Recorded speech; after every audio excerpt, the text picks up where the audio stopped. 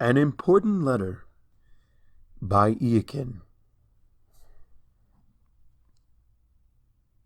Hello, honey. I'm a bit of a coward. We both know that I don't hold up all that well under certain kinds of pressure, and that still makes me feel bad sometimes, even though you've told me it's part of who I am. If I were saying this to your face, I'd be tripping over my own words and making a fool of myself. Even writing this, I'm messing it up. This is my 6th try at doing it right. I want it to be exactly right. How long had you been coming into the library before that night? 3 months? 6? I'm a little embarrassed to admit that I never thought all that much of you then. We didn't really talk for more than a minute or two at a time. Never anything personal, just you asking if a book had come in, or for a recommendation. Was there a sign that I missed somewhere along the line? Even knowing what I do now, I can't be sure. You hid your feelings well. All smiles, even though you were in such a dark place. That night, I'm never going to forget it. The library was closed, but I was still up, about to pull an all-night cram session with my new book on the history of weaving techniques and decorative tapestries. Did you know that you can actually date one of those to within a decade just by looking at the type of stitching? I had gotten up to go take a break and make myself a cup of tea when I heard something fall through the book drop. If I had been reading, I probably would have ignored it until morning. Do you believe in fate? I don't. It's a completely irrational idea. At the same time, I'm still gobsmacked at how different everything would be now if I hadn't picked just that moment to make tea. I picked up the book, with the intention of reshelving it while the kettle was boiling, when that little slip of paper fell out. My first thought was that you had torn a page and hoped I wouldn't notice, but when I picked it up, it was clear that it was a note. I read what you wrote. I read about how unhappy you were, how hopeless you were, and how you just wanted everything to be over. What you planned to do to yourself to make it all stop forever. I was concerned. Who am I kidding? I freaked the buck out. I ran out of the library just in time to see you turn a corner a few streets away. You probably weren't expecting to be tackled from behind by a unicorn that night. Sorry again about the ankle. I'm also sorry about some of the things I started screaming at you, loud enough that I probably woke half the town. I'm sorry I called you stupid and selfish and weak. You weren't any of those things. What I absolutely am not sorry for is dragging you straight to the hospital that night over your objections. When I turned you over to the nurses and told them what had happened, you looked at me like I had betrayed some trust we shared, if only in your head. It would have been worth it, even if you had never spoken to me again. On a whim, though, I told you if you ever wanted some pony to talk to, I'd buy you a cup of coffee.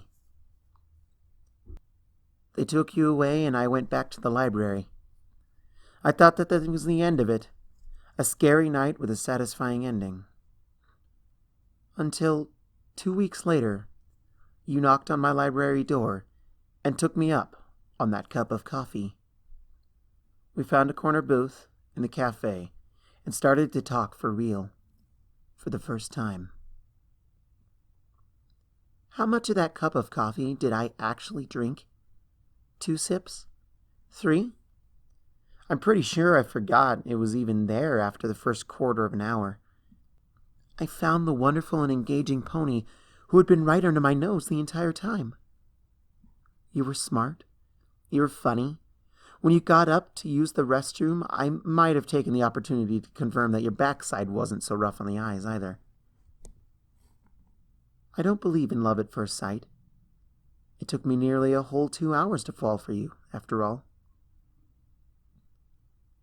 I didn't tell you back then, of course. You had been through a lot, and were only just starting to claw your way back from it. You needed help, professional help, and you were getting it. I just stayed close, ready to support you when you needed me. I saw you at your best, and at your worst, and I took heart as the former slowly but surely overcame the latter. I kept that note, you know, the one you slipped into the book. I reread it every once in a while, and wondered how such an incredible, spectacular, self-evidently amazing pony could even think of doing such a thing. It reminds me how close I came to never getting to know you at all, and that I have to cherish every single moment I'm with you. The day I finally asked you out was one of the most terrifying of my life. I went back and forth on whether I would tell you what I really felt. To be honest, if you had told me that you only saw me as a friend, I don't know that I would have been able to be around you anymore. That, of course, would probably have made you feel horrible.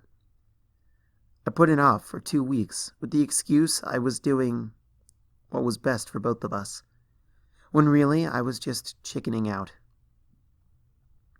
Finally, I asked if you wanted to come with me on a picnic in the park, which you immediately agreed to. So immediately that I figured you had no idea what I was really asking. So naturally, I felt like I had to spell it out, in excruciating detail. I still cringe when I remember how I actually used the phrase, "I am attempting to court you by employing what I understand to be the expected social cues and customs." I know you've told me how adorable it is when I get carried away on those little tirades, but I appreciate the way you let me know it's time to stop talking. The trick you discovered right that moment when you stepped over and kissed me. We never did make it to the park, but at least we put the picnic blanket to good use. The next few weeks are a little blurry in my head. Every time I saw you was a rush. Every new detail I learned about you, no matter how insignificant, was to be memorized and treasured. I began to trust you with me, with all of me. I told you all the things about myself that I'm ashamed of, the things I'm afraid of. You took it all in stride, even when I was crying in your arms. You love me, the real me, and not just some persona that I prop up to face the world. You know me more deeply, more intimately than any pony else. Maybe even better than I know myself. I began to wonder what you saw in me. How could a pony as fantastic as you want to be with a pony as weird and neurotic as me? I worried that someday I would wake up next to you and you would look at me as you suddenly came to your senses and realized I wasn't worthy of you. Then you'd leave me and find some beautiful mare who actually deserved you. The idea, the expectation that that would be the only way this could ever end was soul-crushing. But you showed me how wrong I was. You loved me and showed me why I had been worth loving all along. Not only am I a better pony for knowing you, I always was a better pony than I believed I was. In fact, I may even be a little bit out of your league. Kidding, that was kidding. I love your smile. I love your laugh. I love the way you make me feel in the throes of passion or when we're just lazing around, doing nothing but doing it together. I love the way you know that I prefer my toast cut diagonally rather than straight, and how I prefer putting ice cubes into a glass after pouring a drink rather than before. I love the fact that you are completely hopeless at trying to do laundry. I'm a very greedy pony. I want an impossible amount from you. I want a piece of your soul and all of your heart. I want to have foals with you, to make you a part of my family. I want to keep learning all of your little quirks and secrets, and then, just when I think I know them all, for you to go ahead and surprise me anyway. It's a lot to ask, and all I can offer in return is to spend the rest of my life with you. I did something a little sneaky, and I apologize for the deception. Before I put this note somewhere I knew you would find it, I slipped a spell onto it that would alert me when it was opened. If the new silent version of my teleport spell works, like I hope it does, I'm standing right behind you as you read this. I know you tell me I ask too many questions, but I hope you'll indulge me and answer at least one more. Don't worry, it's multiple choice. Will you marry me?